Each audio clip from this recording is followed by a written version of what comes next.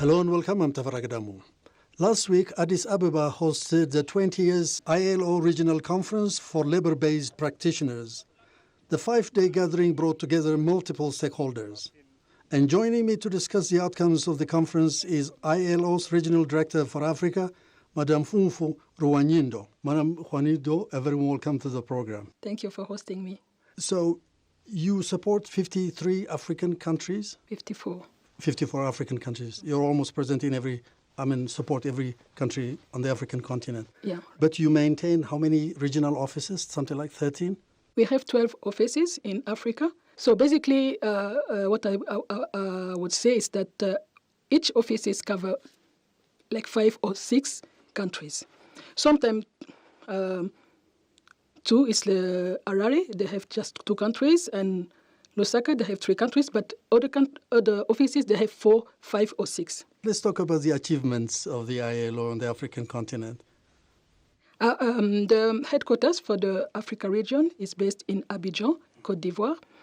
And I'm not the first regional director. There have been 6 before me. I've just took office in October in 2023. It's like one year and a half. And what I can say is that so far You are into the promotion of decent work. You are into the elimination of child labor and so on. So where have you excelled in your work on the African continent, you think?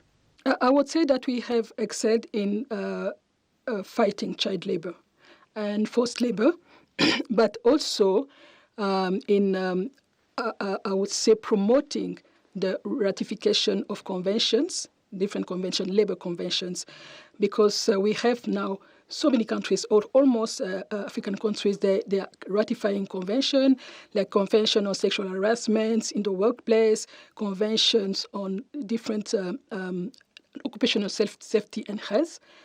So many conventions labor-related. So that's one. But the second, we are also making improvement in terms of promoting policy of employment policies. We are also happy. So encouraging African countries adopt policies. And so almost every country has adopted a policy. Yes, implement policies and also implementing. And also we have also, we are doing well in promoting social protection of workers in the African countries. How about skills development, youth employment, and so on? Gender sensitivity too. Yes, for skills development, we also developed strategies at regional level, and we are pushing for countries to also, I would say, embrace the dual practice, what we call dual practice for, especially for TVETs, education. The vocational training. Yeah, the vocational training, because we believe that education should not just be theoretical, but also practical.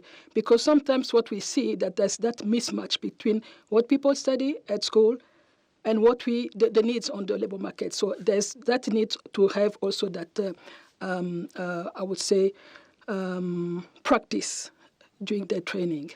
What about the challenges? I mean, the informal sector is a dominant sector, right? It's one of the biggest challenges, actually, with unemployment and informality is one of the biggest challenges in Africa because I would say that it's almost 80%. I don't have the right figure, but it's at that range. Even the jobs created in Africa are in the informal sector. So for us, it may, we are trying to find innovative approaches to tackle informality. It may not be that classical way of saying that every, enterprises, medium enterprises or small enterprises should be registered and pay taxes and whatever. But we can have another approach to bring those enterprises into the formal sector, I would say. You said innovative. What do you exactly? Can you explain a bit? I would say, for example, let's say about social protection. When you look at country X, for example, you may have country X where we have 10% of the workforce, which is covered by the classical social protection, like they register, they will have the retirement benefits at the end when they retire.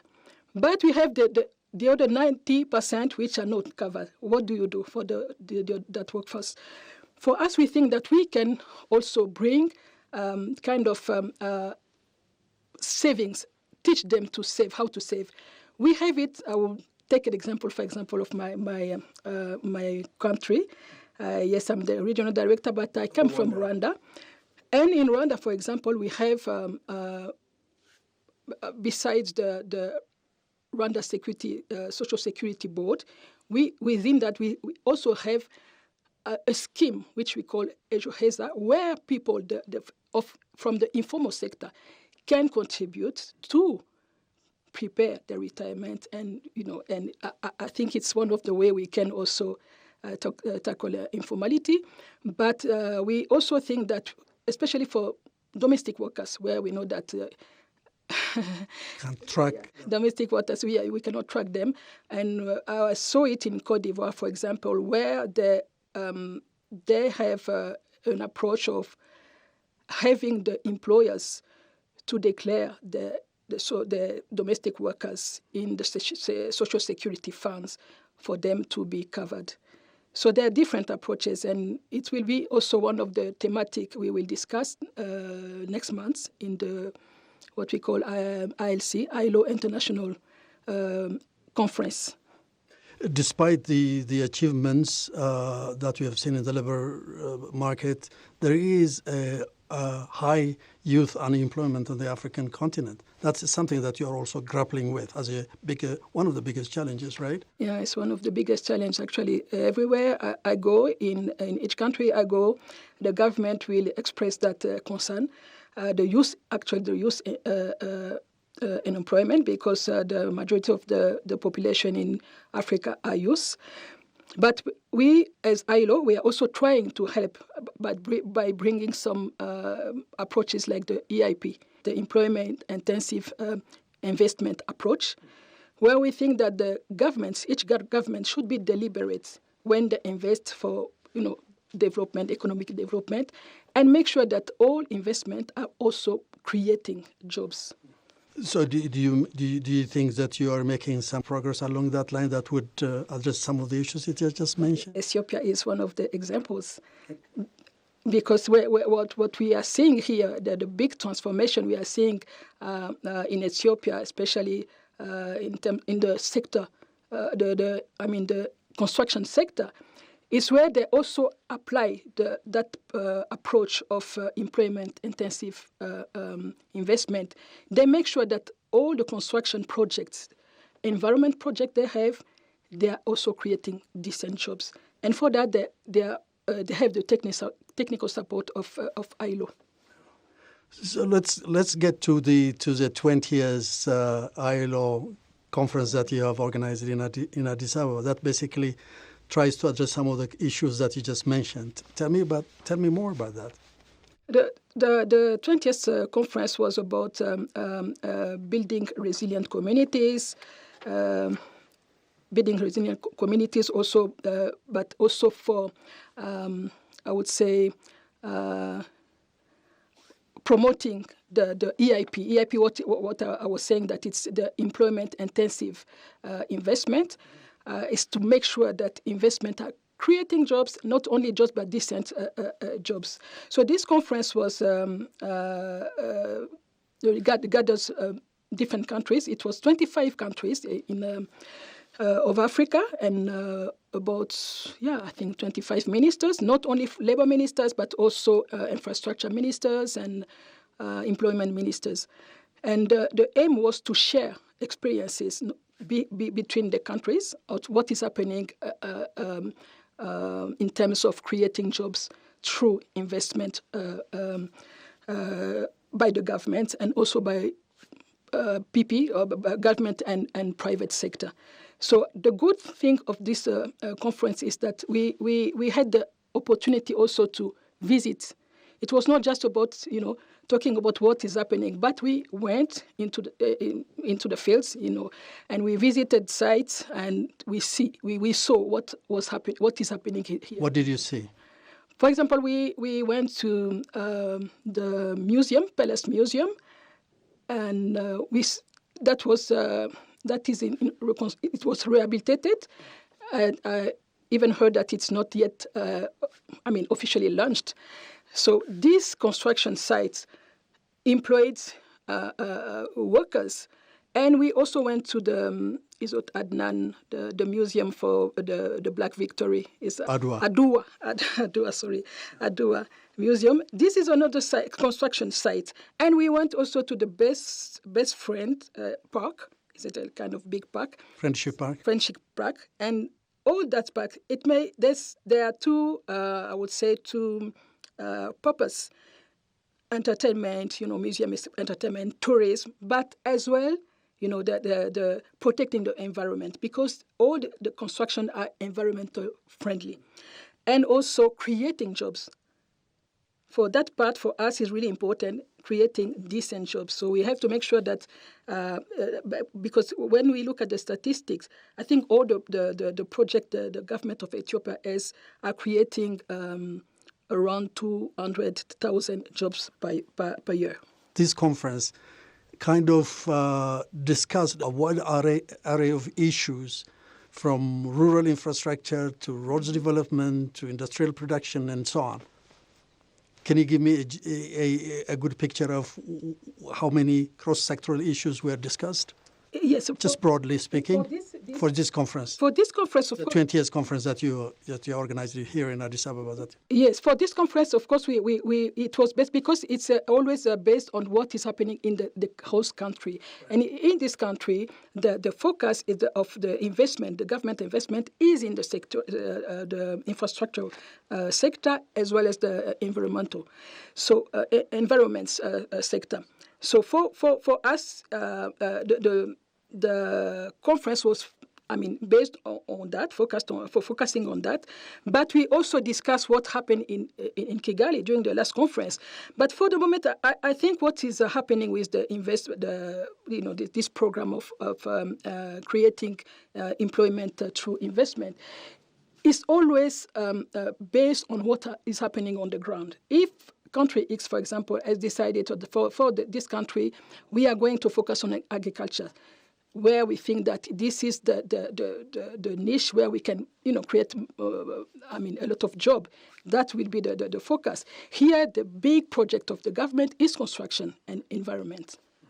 So also you have shared experiences from other African countries, right? Yes, sure. We shared experiences, and there was also the desire for other countries to bring also that element of, it's not only about the job creation, but also developing the skills around the construction, because we believe that sometimes when we have that big project of construction project, there is sometimes also hire people from expertise from abroad, but it's also make sure that that there is that knowledge transfer, but also those workers who are learning not necessarily from school, but are learning by doing. Make sure that what the knowledge they're acquiring will be recognized, certified. So it was also about the discussion we had that we should find a way of certifying the skills learned from practicing, if I may say. And also African-based initiatives, right? Sure, and because it was also interesting to see that here in Ethiopia, in the construction sites, they are using local material. And it's important to find our own, homegrown solution, and also use our own resources and also natural resources. Importing may be sometimes expensive, and also if we can use our own raw material, we have to use it. So I think it's important to also share that experience. So what are the participants of this conference taking back home? What are the takeaway messages from this conference? For me, I would and also for your colleagues who participate. Yeah, for me, I would say that it's it was more visual than sometimes we can have a conference and people will talk, we have we speak, have speech, make speeches and so on and so forth. But when you don't see how it is, it is translated, all the policies we are talking about, the good policies, employment policies, but when we what we see here show that the policies are translated into action. And I think it's what we saw during the field visit that was, for me, was the takeaway from the participant, because we saw the transformation. I would talk about myself. I was here in 2023. It was in December. And last year, in July, I can tell you that I'm seeing the transformation of this city, at least because I didn't have the opportunity to go to the provinces, but at least in this city of Addis, I'm seeing the transformation. 20 conferences all along to this day, right? Yeah. So do you see progress? I'm seeing progress every year in the way you discussed issues and the way you face the challenges, in the way you kind of appreciated the achievements. Do you see progress? What I think is that, I was not there in the previous edition. I was in Kigali because I was at that time the host, the Minister of Labor at that time.